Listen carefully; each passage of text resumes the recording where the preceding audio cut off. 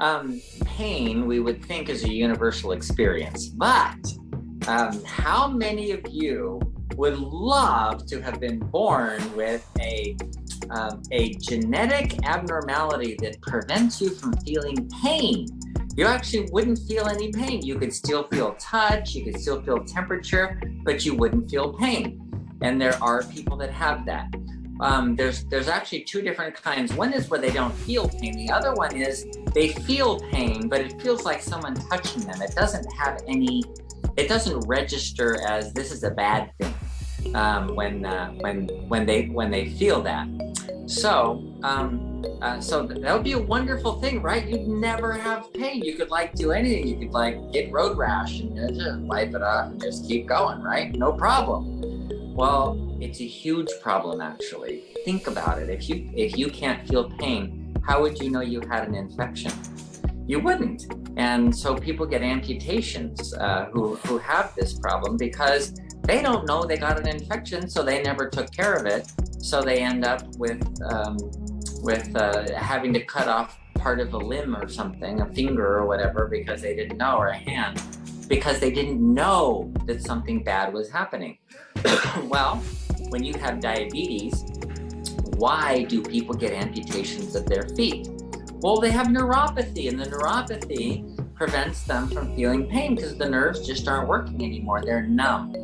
So because they're numb, they get an infection and they look at it and they go, gosh, it's a little swollen, but it doesn't feel bad. So I'll just keep going, and they keep going. And the infection stays and stays and stays. Eventually it gets deeper into tissues, and then it gets into the bone and causes osteomyelitis. And there's not a good circulation there. That's why it doesn't heal in the first place. So next thing you know, you go see a doctor and go, this is like all this pus is coming out. It's getting all over my shoes, and I kind of want to stop it. And the doctor goes, oh my gosh, this is crazy. Your whole foot has an infection. Why didn't you bring it sooner? They always say the same thing. It didn't feel bad. And that's the problem with not having pain.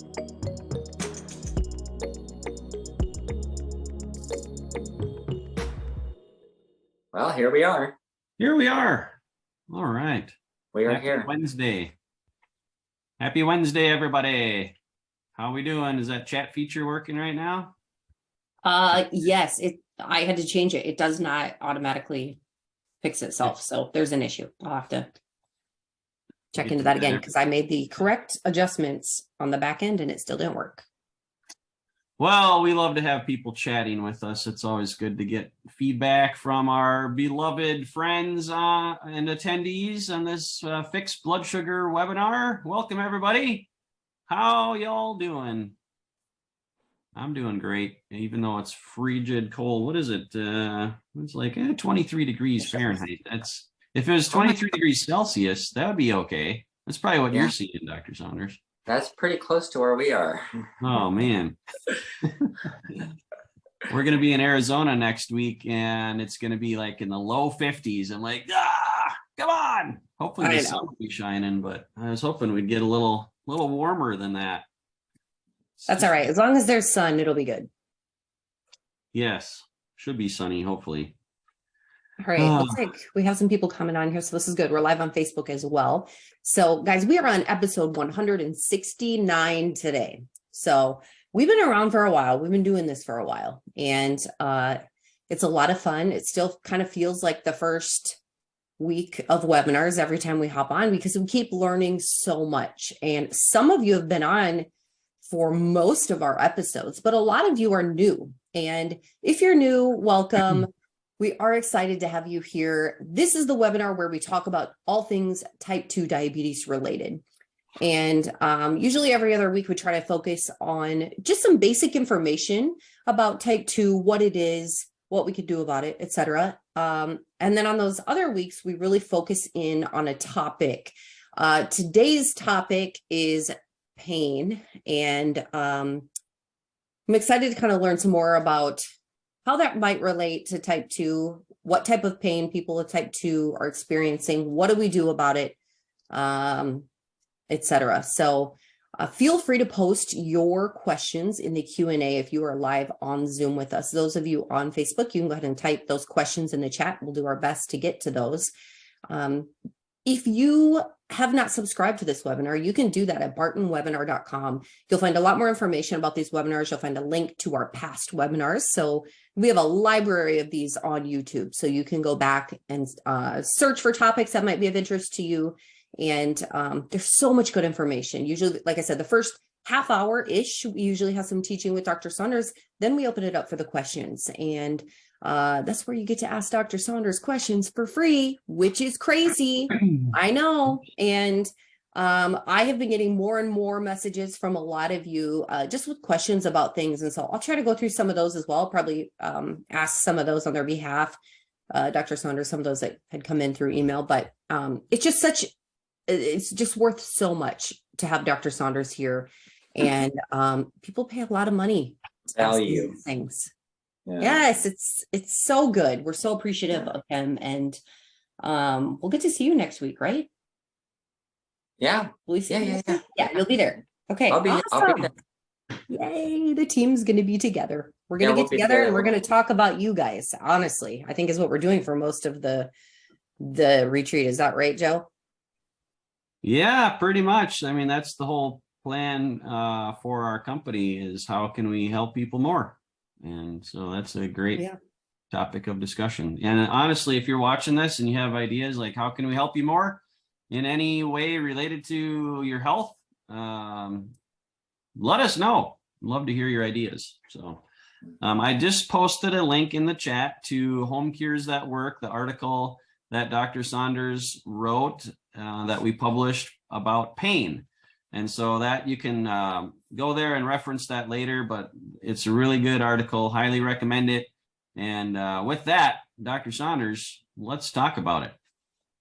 Okay, well, pain we would think is a universal experience, but how many of you would love to have been born with a genetic abnormality that prevents you from feeling pain?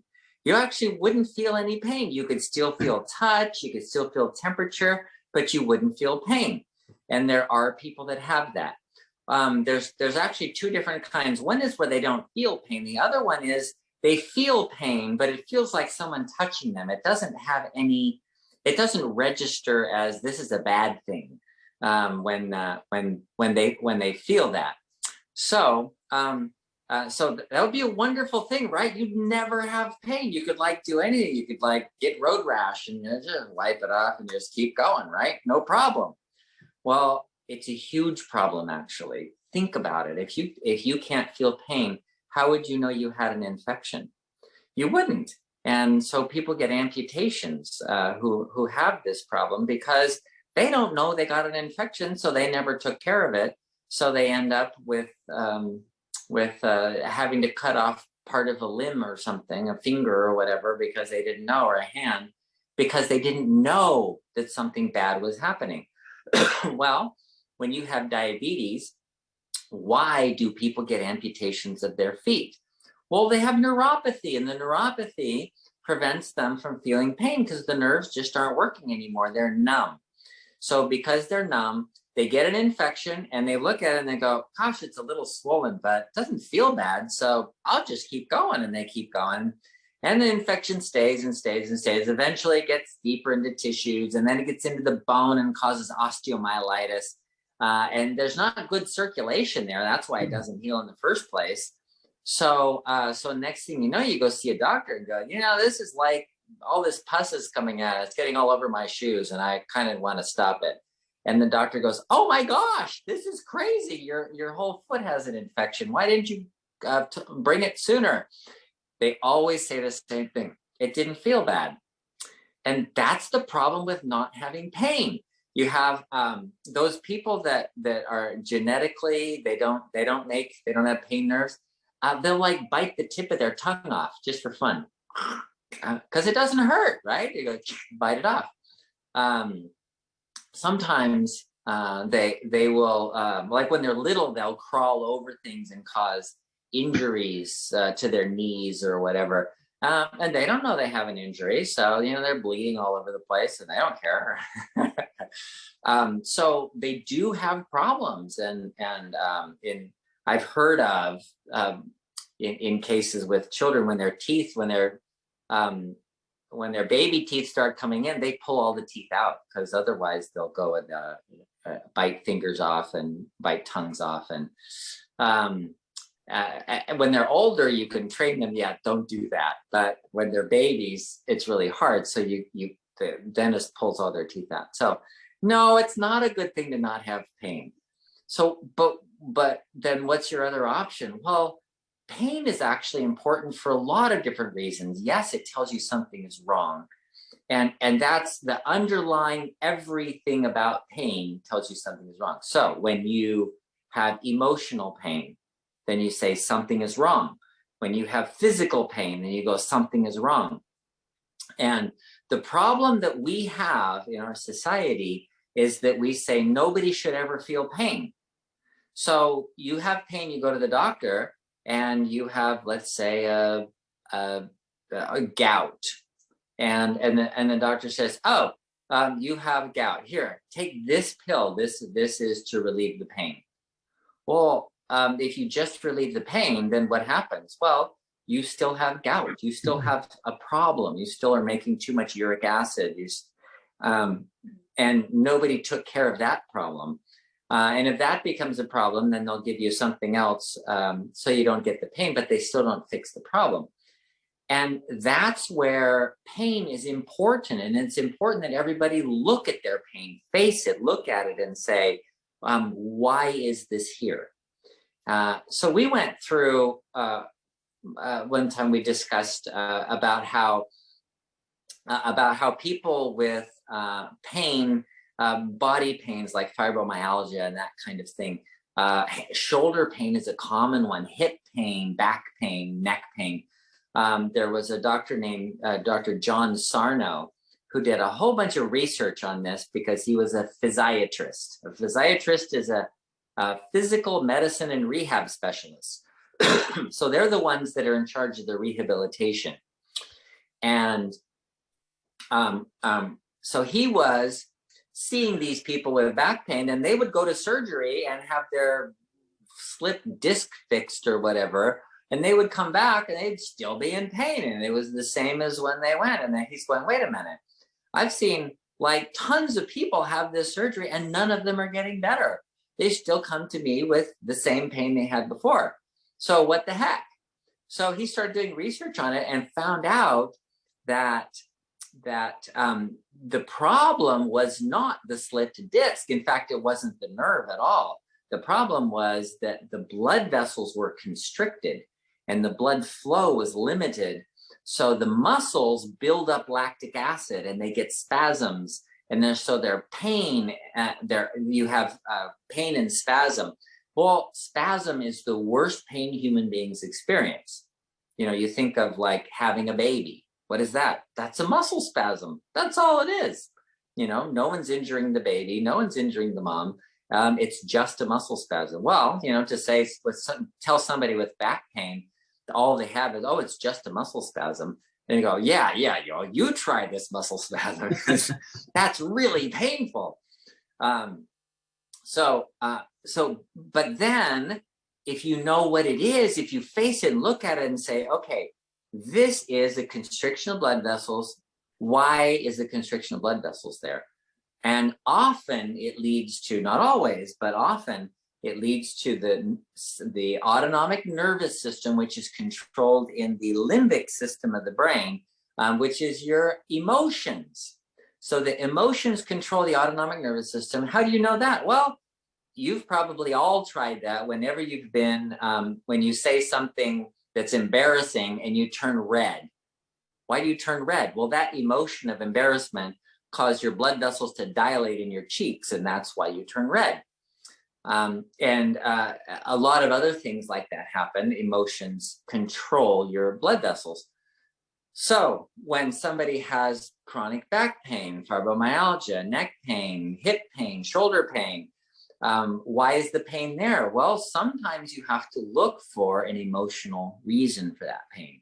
Sometimes you have to look for, well, what am I holding on to? What am I angry about? What am I not what emotion am I not dealing with that my body has to feel this pain?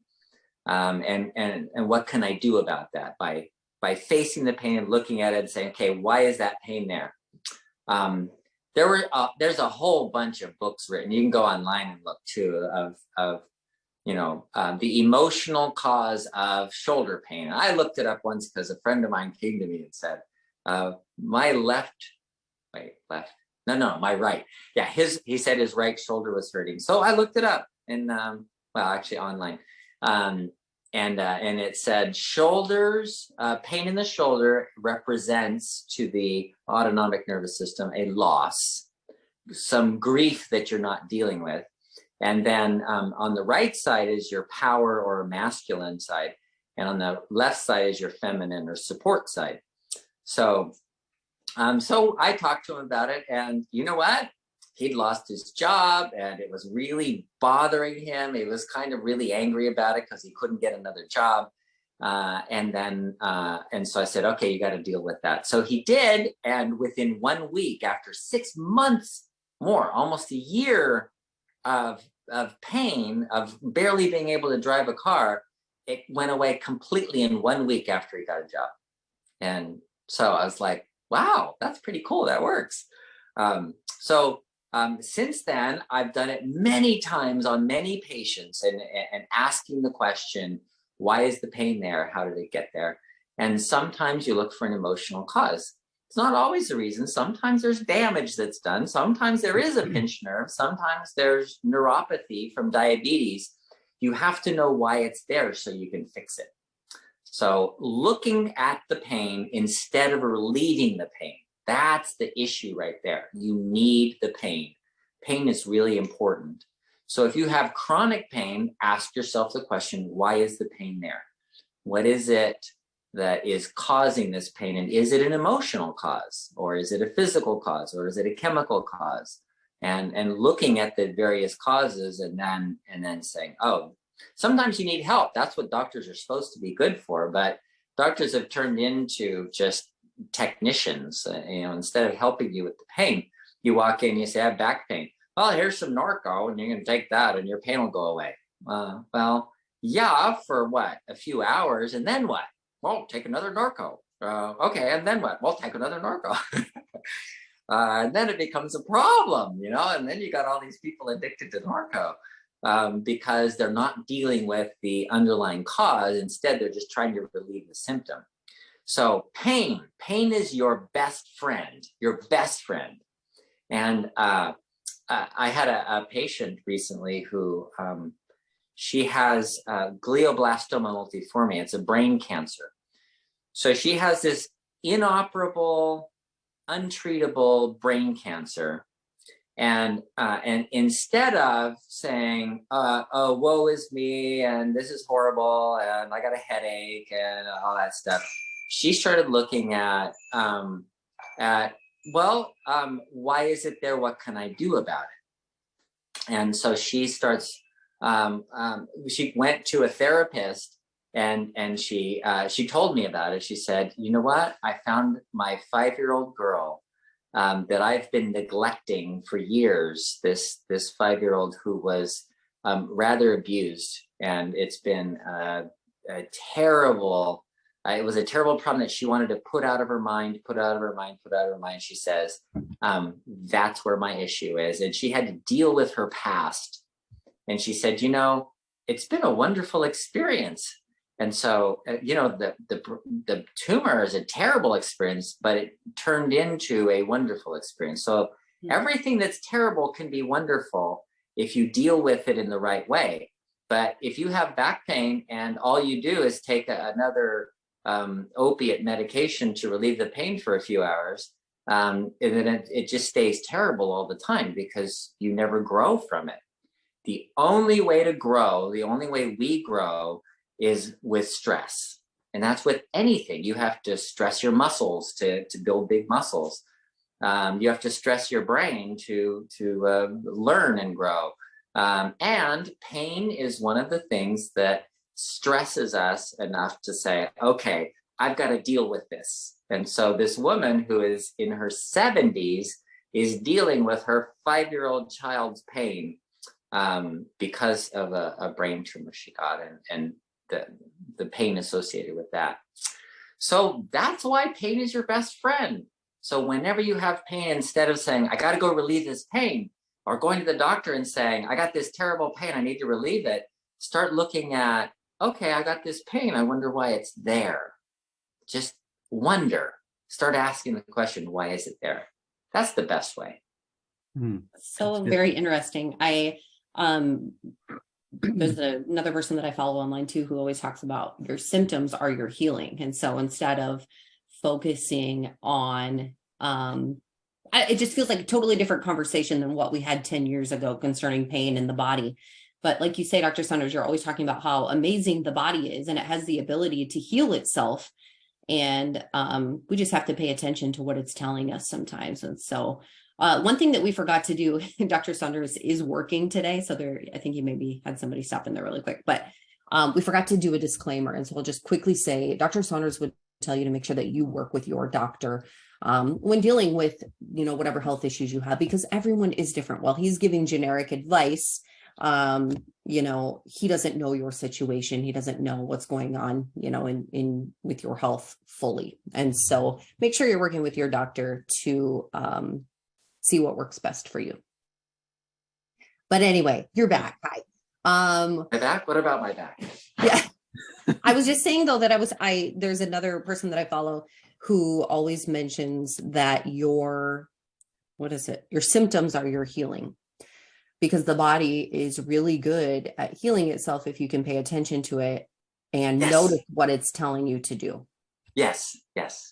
Which isn't always easy, because nobody wants to have pain. So such good information. The other thing you mentioned in your article was like how pain and fear are connected, and really like the fear of pain. And like, if you can help people overcome that fear, like, and see pain as a good thing. And like, I think about my mom who passed away 8 years ago, and she was very fearful of pain. And, she told me one time, like, I'm not afraid of dying. I'm just afraid of the pain in the dying process, that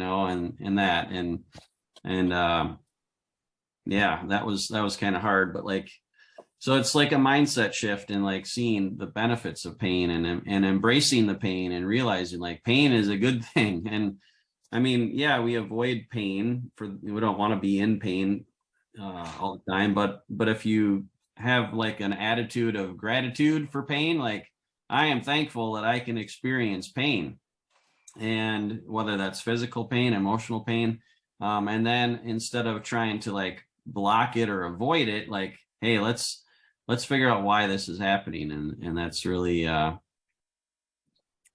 really important. So yeah. It's good. A little fun behind the scenes thing. We get some chats sometimes, and somebody said, "Bye, I don't care about your kids." So this guy left. Oh man, some people.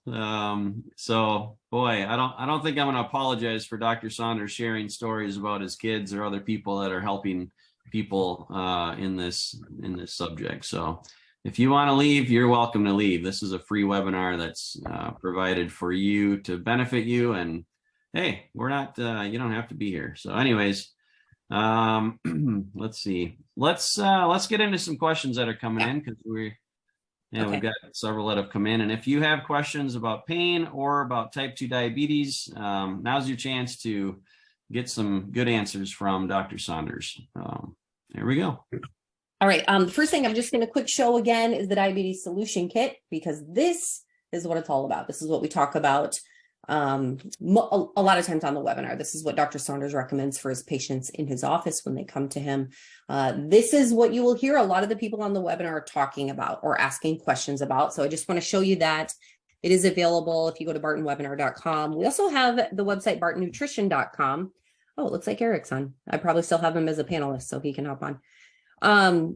And this is all the good information, guys. What's the price on this? $19.97, maybe, I think. The digital version is $19.97, which is basically the cost of a cup of coffee nowadays. Yeah. Really? We're getting there. Like it.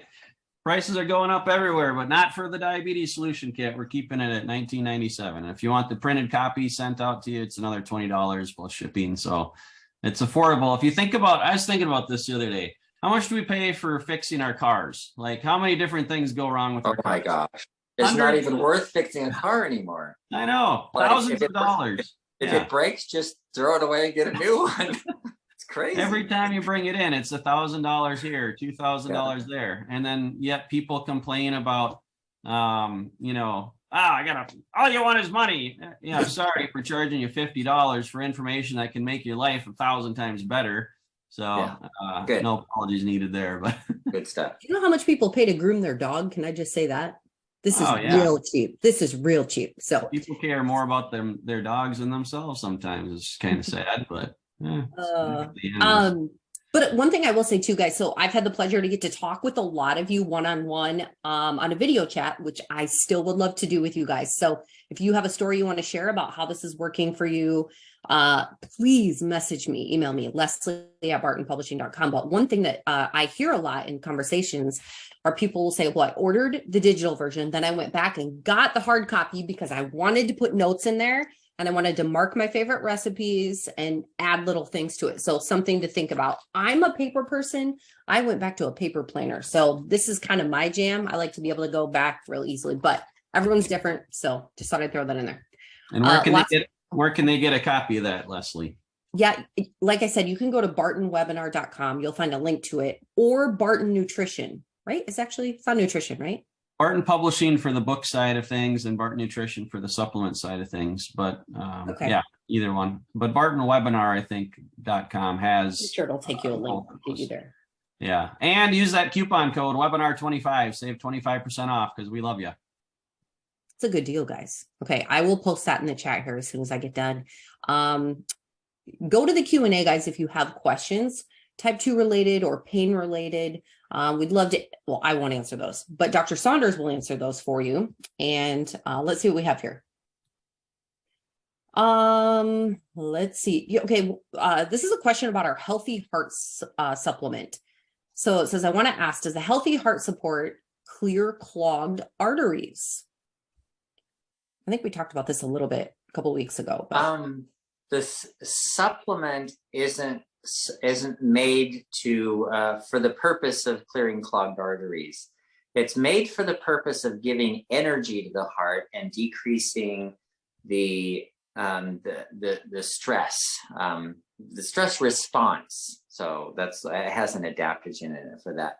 So for clearing clogged arteries, there's only one thing that's ever been shown to clear clogged arteries, and that is a very high fiber, low fat diet. And there are multiple studies to show that actually works, actually reverses heart disease. You know, people, they take a pill. They want to take a pill for everything, right? So you get one of those statin pills, and I had someone in today, and a cardiologist was absolutely insistent that she take that. No, it was his wife I was talking to, but he has Alzheimer's disease, so that she give him a statin, and I'm like, well, statins do cause dementia, you know, and she goes, what? They didn't tell me that. Well, of course not. And they're really insistent, and his cholesterol is perfectly normal. So I don't know. And statins do not reverse heart disease. Do not. There's never been a study to show a statin reversing heart disease. And the best studies, and that's a very carefully chosen people, it can slow the rate of heart disease, but you're still getting worse on the statin. So how do you actually reverse it, actually get rid of it? And that is a diet, and it's a very high fiber, low fat diet. And that's been the Dean Ornish studies, the series, the Esselstyn series, they've done that. Pritikin. So that's the answer to your question, I hope. All right, this is good. I'm going to just read this from Eric. He says, thank the Lord through God and Barton Publishing and Dr. Saunders. I'm praising the Lord for complete healing and quality of life. Thanks to Dr. Saunders. No more prescription drugs, insulin, metformin. I'm so glad of that. My food and diet are my medicine cabinet. Thanks, Dr. Saunders. We appreciate everybody that had a hand in this. Through the Lord, if I die tomorrow or whenever, I'm happy. Thank the Lord. That's all I got to say today.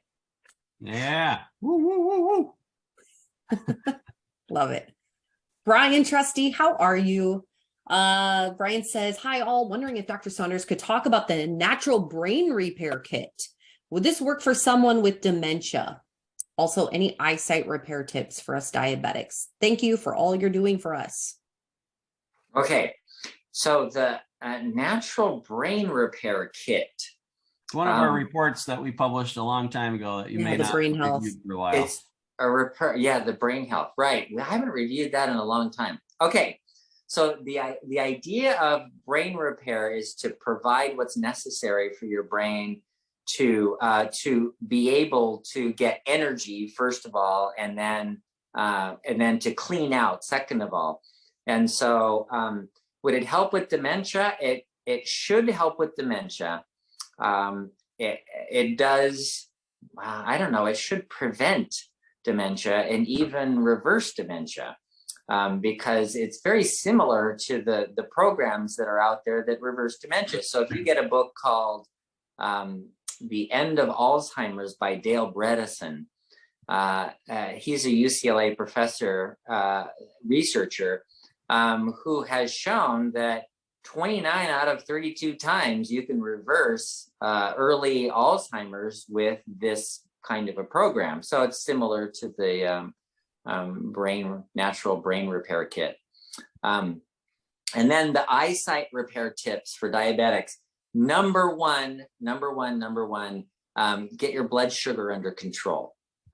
Just get that normal. So do the program, do the diabetes solution kit, reverse the insulin resistance, because that's where the primary problem is. Then everything else is secondary. You should also be getting enough vitamin A, beta carotene, eating fruits and vegetables, a lot of different colors. Your eyes need that. Berries are really good. And so all those colors you can eat while you're on phase one. In phase one, you can still eat berries. You have to be careful, not too many, because you still have 20 grams. But you can have all the broccoli you want. You can have all the spinach you want. You can have all the kale you want. And those are just packed with these beta carotene, carotenoids, alpha carotenes, and others that will help keep the eyes functioning. All right. Kathy's asking, can some popular blood pressure meds actually trigger diabetes? Yeah. As a matter of fact, one of the most common, hydrochlorothiazide, has been known to bring on diabetes. Wow. Yes, that's a diuretic. And the way it affects the kidneys, it can increase your risk of insulin resistance. Very interesting. Okay. Bonnie, guys, these are really good questions. Bonnie said, what is a good circadian rhythm? Do you need more deep sleep than light sleep? Oh, good. You know what? That is so cool. I ask everybody now, do you have a sleep monitor? Because a lot of people, they have those watches. They have a Fitbit or an Apple Watch or something that monitors sleep. And then they can show me on their phone. They can say, okay, so I got an hour and a half of deep sleep and 2 hours of REM sleep, and the rest is light sleep. And so we can see sleep patterns, because there really is a good pattern of sleep. And so that's an excellent question. A good circadian rhythm is where you're awake in the morning and asleep at night. And the ideal is to go to bed by 10 o'clock, because that 10 p.m. to 2 a.m., there's like 4 hours in there when you should be getting at least 2 hours during that time of deep sleep. And then after 2 a.m., you start getting REM sleep. And so that's the way the pattern should look, ideally. So a good sleep pattern is you go to sleep at 10 p.m., you immediately go into deep sleep, And you'll be there like 20 minutes of deep sleep, and then you'll come out, and then for a few minutes, 5-10 minutes, and then another half hour to an hour of deep sleep. And then, so that'll go on for about 4 hours. And then after that, then you'll be in light sleep, and then you get your REM sleep. So that's what the sleep pattern should look like. All right. Really good question from Aaron. I want to know about Cinechroma and the Turmeric BP. I want to try both, but I want to know if these two products will reverse my type 2 diabetes. Also, if it does, why isn't it FDA approved? I was diagnosed 2 years ago and I want to reverse this thing. It's hard not eating the foods and snacks I desire. I need help and I want to try the products. There's a big question in there. Okay, there's a lot there. Okay, so for Aaron, don't try the products. Just do one thing instead, and that is get the book that Leslie just put up there, the Diabetes Solution Kit, or get it online, read the book, and go through phase 1. Because it's phase 1 that reverses your diabetes. It's not turmeric, it's not Cinechroma.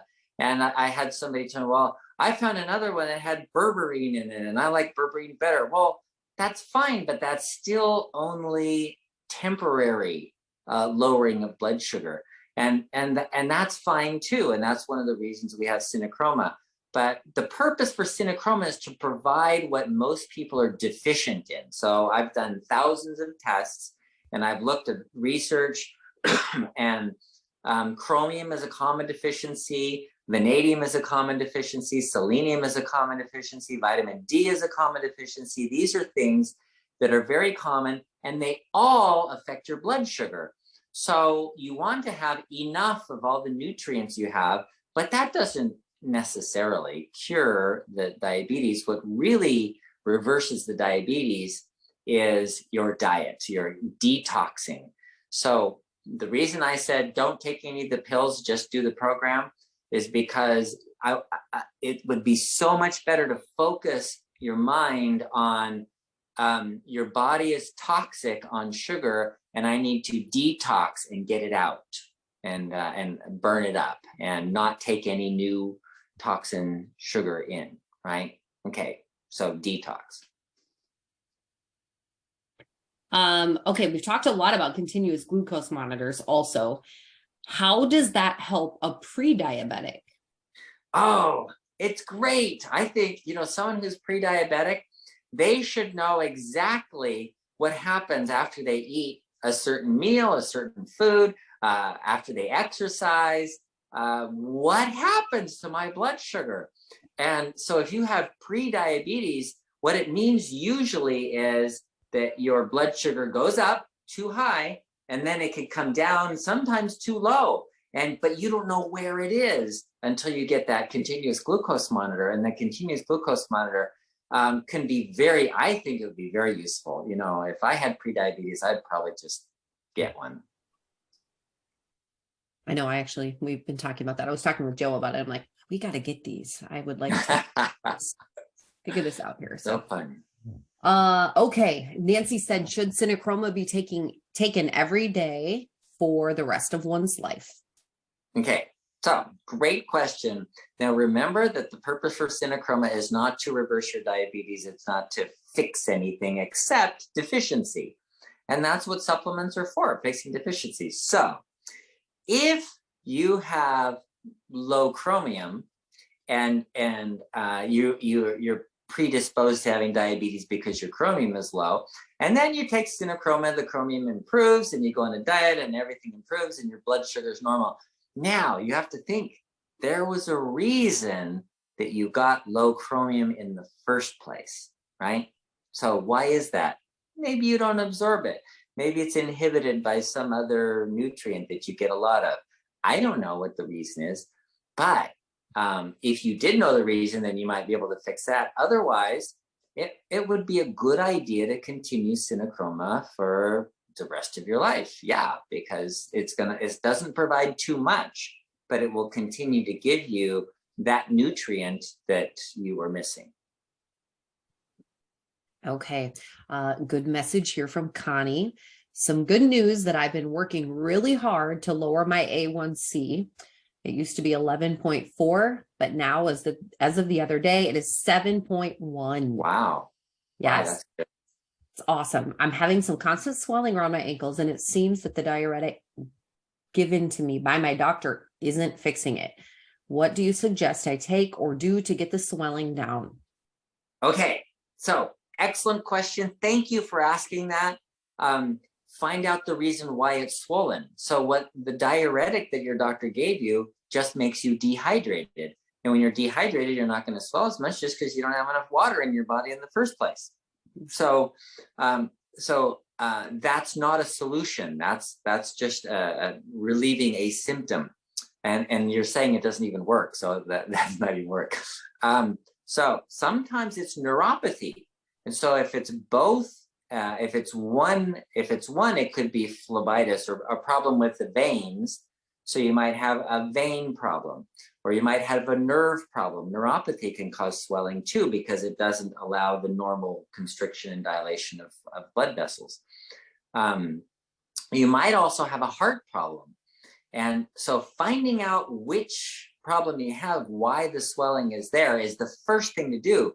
Because if you're going into congestive heart failure, if you have early congestive heart failure and you're just taking a diuretic, then it could get worse and worse. And then you end up with a big problem later on. Whereas if you tackle the early heart failure, you can reverse that pretty easily and not get the swelling anymore.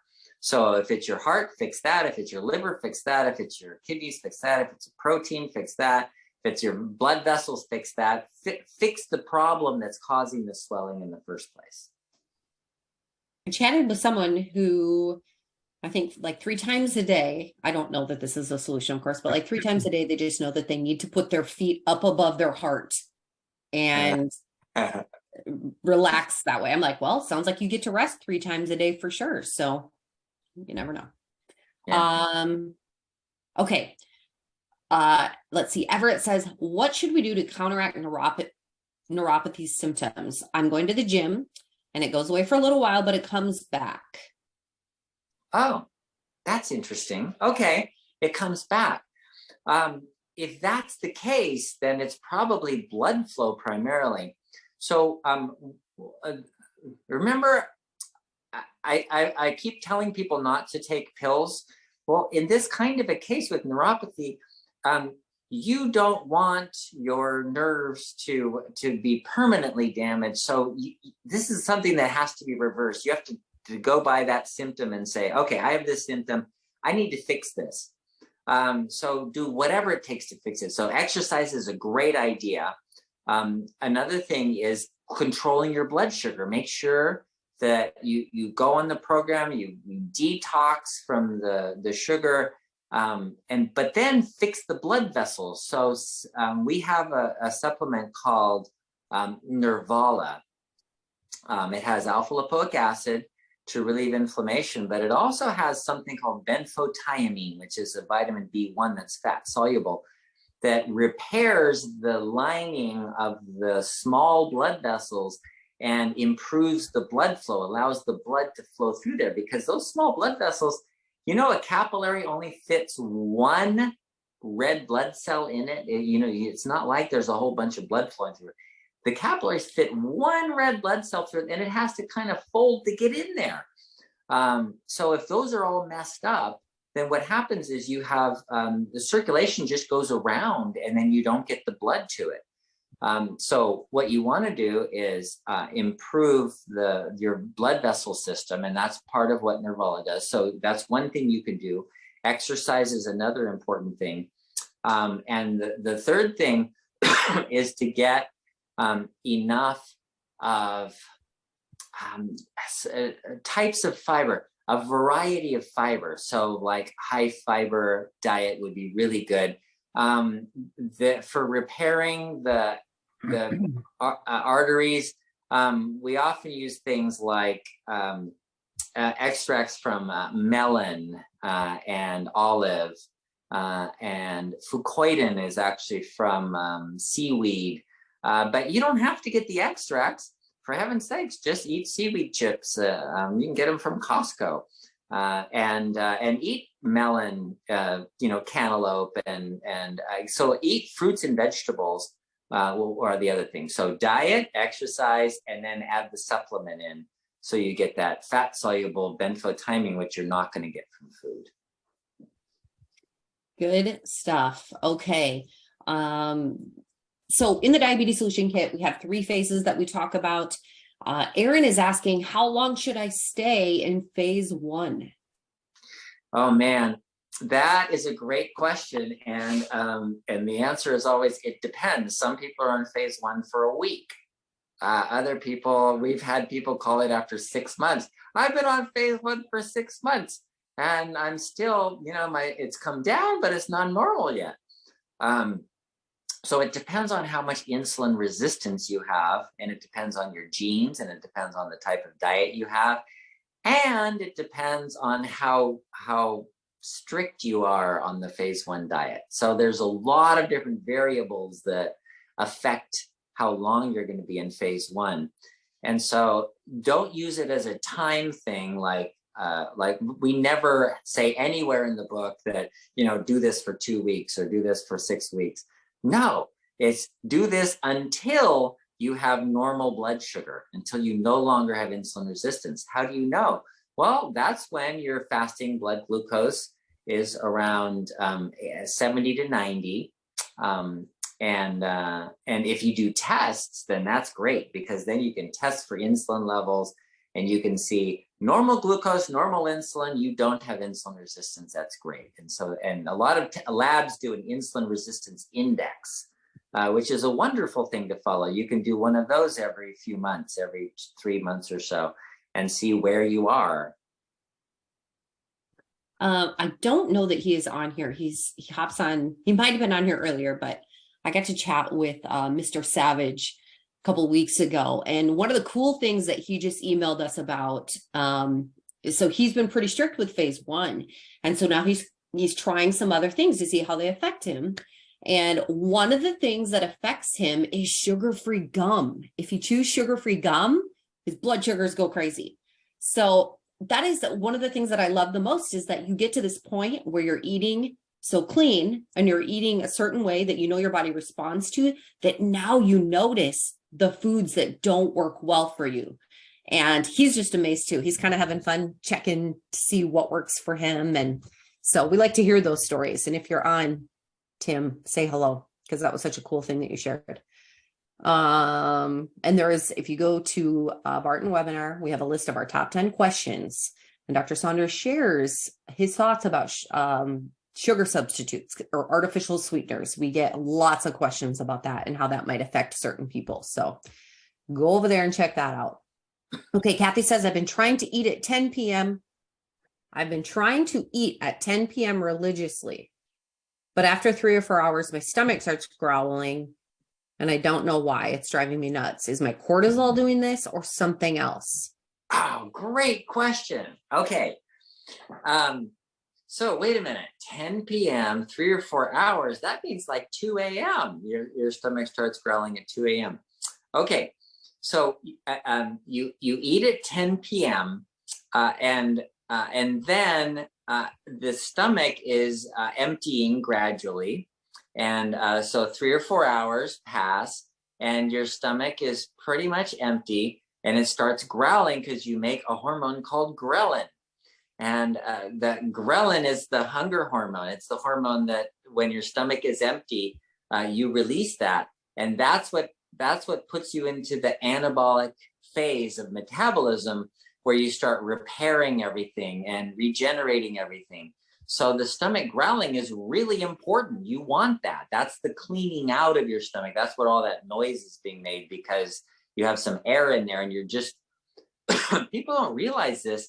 We dump gallons of water fluid into our intestines every day for digestion, absorption, cleaning out. So after you eat, your stomach's empty and everything's gone through the intestines, and then you start secreting all these fluids and cleaning, and that's what all the growling is this cleaning going on, and it pushes all this fluid water down into the large intestine that absorbs the water out and leaves all the bacteria there. And that's how the system works. It's a beautiful system, but you want your stomach to growl, and you don't want to eat at 10 p.m. You should stop eating at 6 p.m. and let your stomach growl at 10 p.m. and go to sleep with an empty stomach. And that will keep you in anabolic mode. And that's a better way to do it.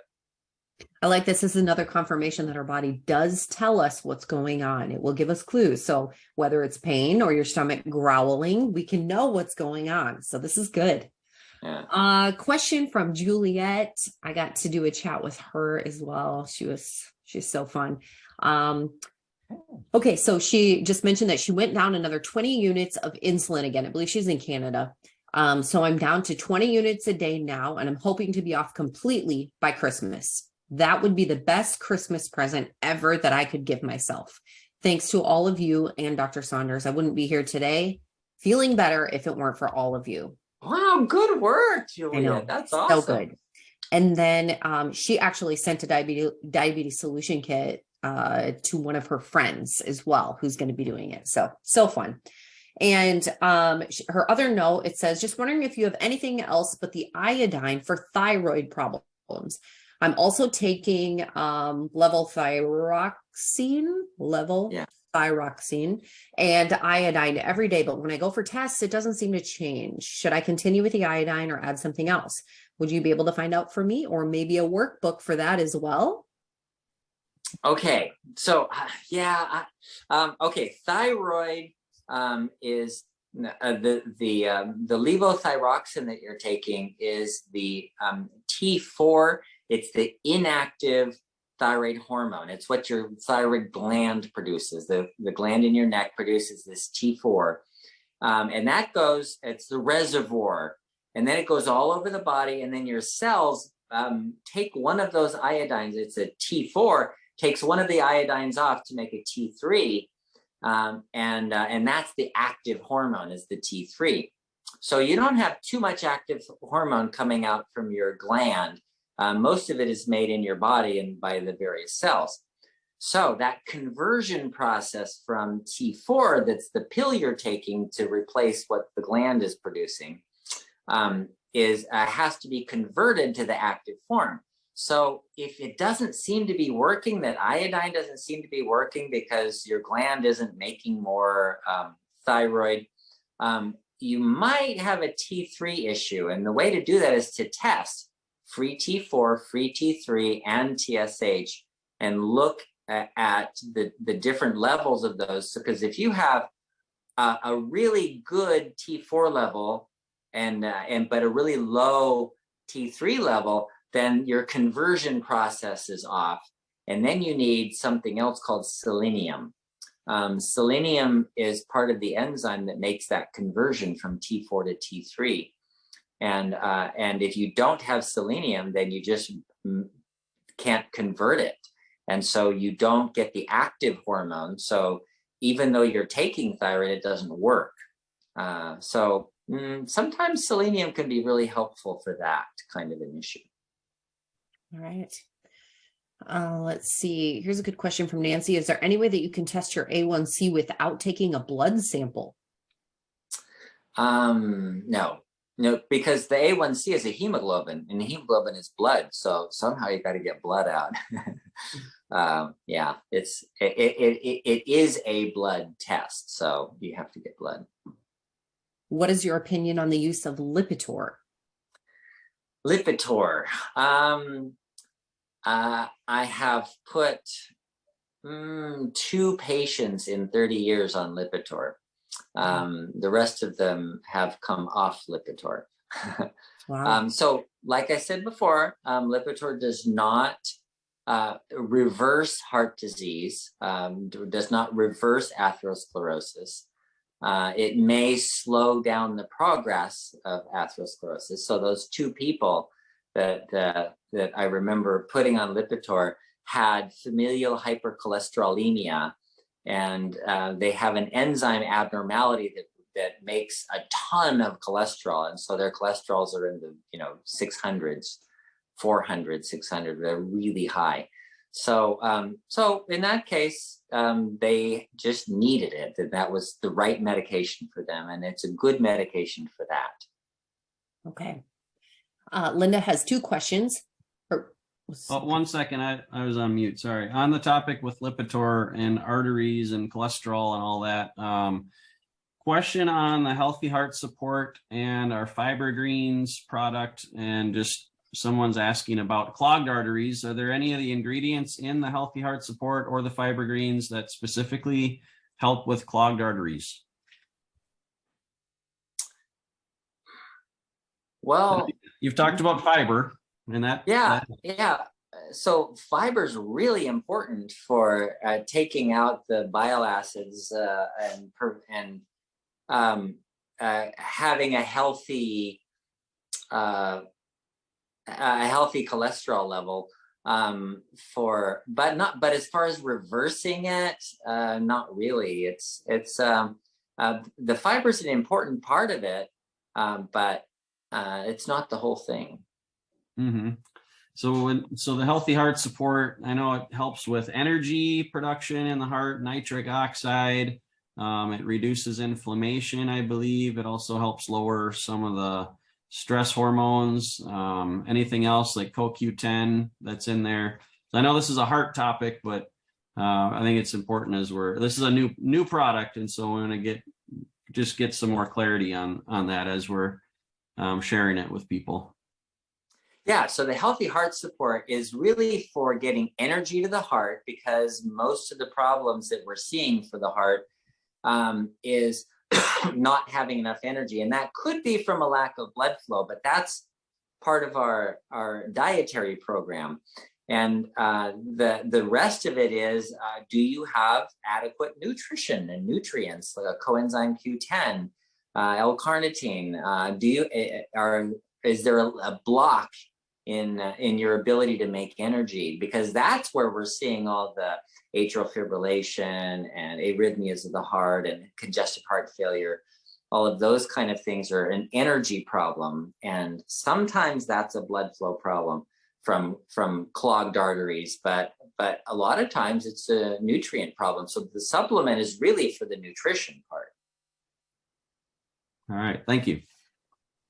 Good stuff. Okay, we're running out of time here. Here we go. Two questions from Linda. One, my glucose numbers are up and I need to follow diet closer.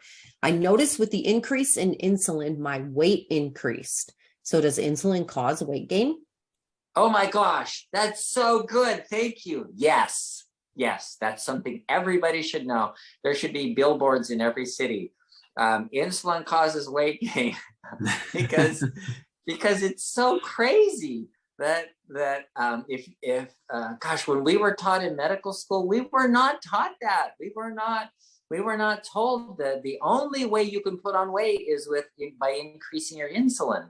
So if you're taking insulin, you're going to gain weight. If you have high insulin, you can't use fat for energy. So you're going to waste muscles. If you don't eat anything, you're going to use up all your glycogen, and you're going to have cravings for sugar, but you won't lose weight because of the insulin. So yes, thank you. That's exactly what happens.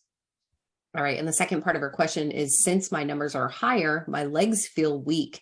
I do exercise, but is this resulting from high blood sugar? Yes, indirectly.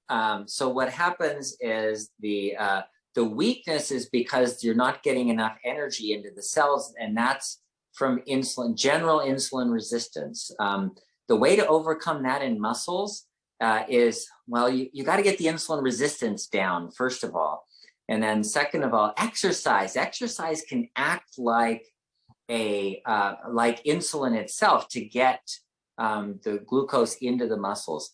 Now, the caveat to that is there may be something else that's wrong. If you're feeling weak, it might not just be a sugar problem. It might be something like L-carnitine. L-carnitine gets the fat into the mitochondria so you can make energy out of it. And sometimes it's other things like a potassium deficiency or magnesium deficiency. So it's not always just one thing. But if you say, I feel normal, and until my glucose numbers go up, well, that could be just insulin resistance. Okay, we have quite a few questions left, but I know that you need to go. So thank you so much for doing this, of course. And we look forward to next week again. Actually, we'll be together next week. All right. Yeah, So, we'll all be together. It'll be good. All right. You never know what's Yeah. going to happen, guys. Tune in next week. Thanks, Dr. Saunders. Okay, I'm going to see if there's any questions here that we can maybe help with. I know, Erin, you're asking, you kind of listed some of your medications. You said, how long will it take for me to get off these medicines? Of course, that's a question for Dr. Saunders, but I know that one thing that he has said too is always work with your doctor when you're doing like phase 1. He said, your numbers will change while you're doing phase 1. So if you're working with your doctor, it would only make sense that some of those medications would decrease as your numbers improve. So working with the doctor will be important for that too. Anything else here, Jill, that you saw? Most of it's all above my pay grade, so Yeah. Okay. Me too. yeah. Okay. All right, guys. Well, thank you again for tuning in. I would love to hear from you if you are open to sharing your story. I'll even send you a little gift. Leslie at bartonpublishing.com. We just want to hear how things are going for you. We'd love to hear, how the diabetes solution kit is working for you, or the supplements. If you have found a positive change, we'd love to hear about it.